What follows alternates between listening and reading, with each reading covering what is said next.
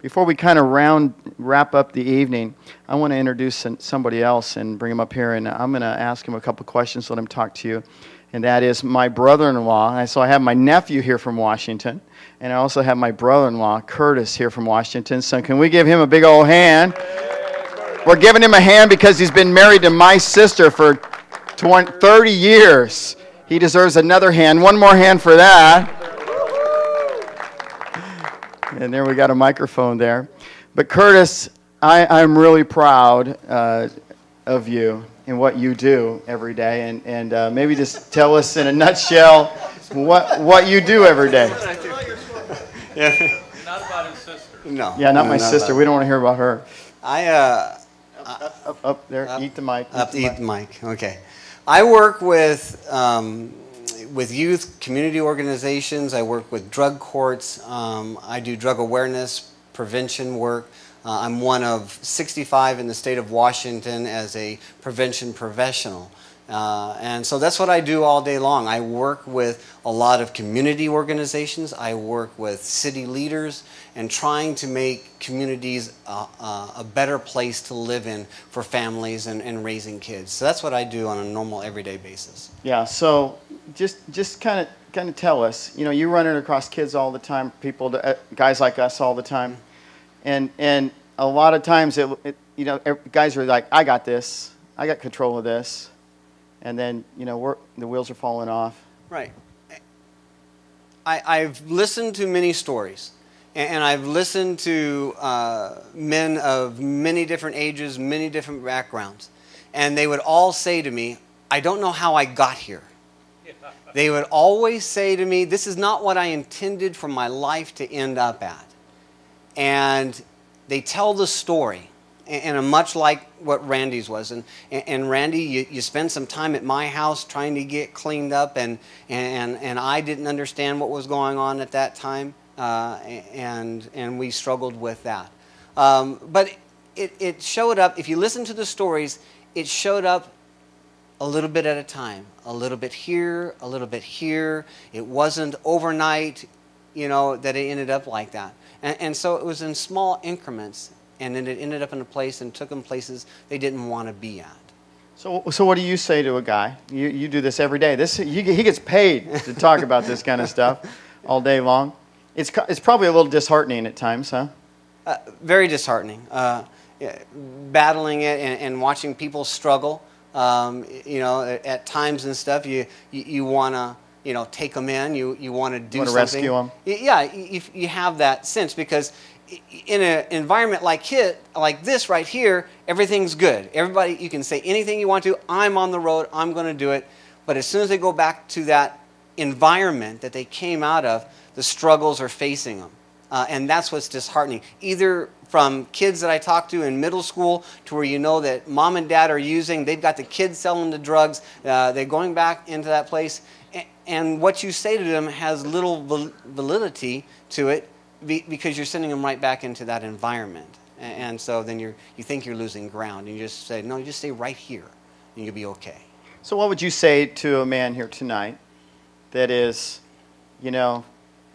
maybe they just, like Randy, experienced pressure, the economy. My house is upside down. I married a wretched, wicked witch.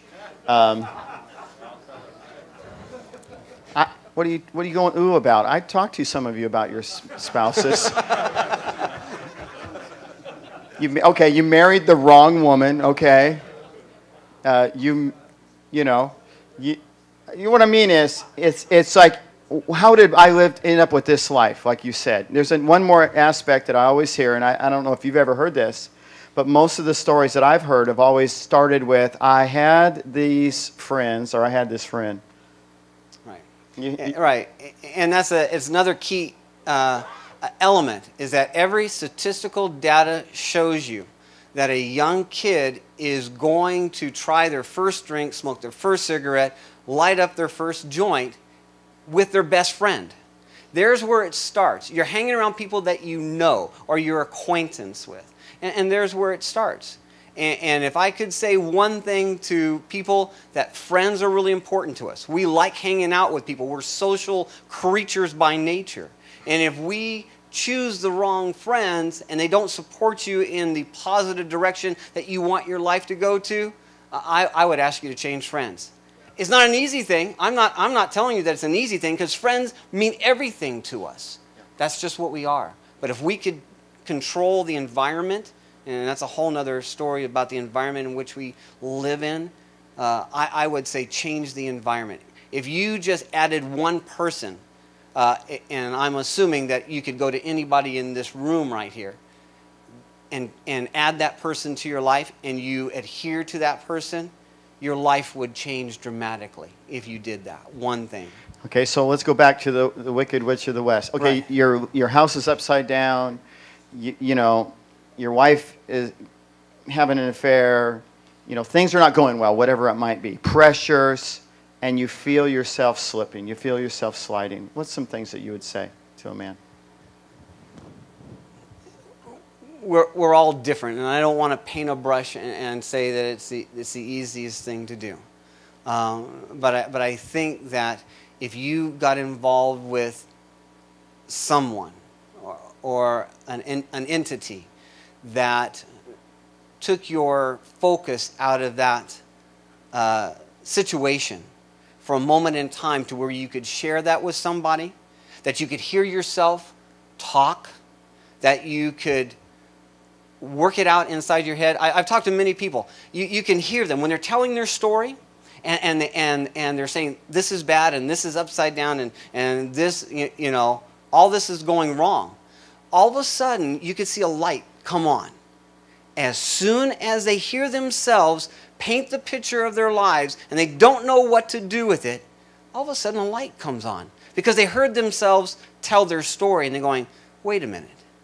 I was at a crossroads here. If I would have just done this, if I would have turned right instead of left, my life would have been a totally different story. And that's all it takes. So I would say for one person is to, if you're upside down, if things are going awry and your life is just hopeless, find someone to share that with. Find someone that you could hear yourself talk, and then work out a plan to where you can incrementally. You didn't get there overnight. You're not going to get back on your feet overnight.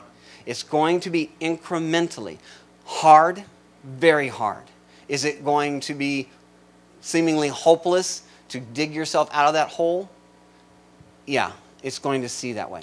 But if you have someone that's behind you, that's supporting you, that's lifting you up out of that hole, pulling you up out of that hole, okay, there's hope there. You can't do it on your own. The hole is too deep, and you need someone to help you. And that's what I would say to someone, is to rely on. I would also say, if you're a man here, Curtis just said, you should be able to talk to any man here.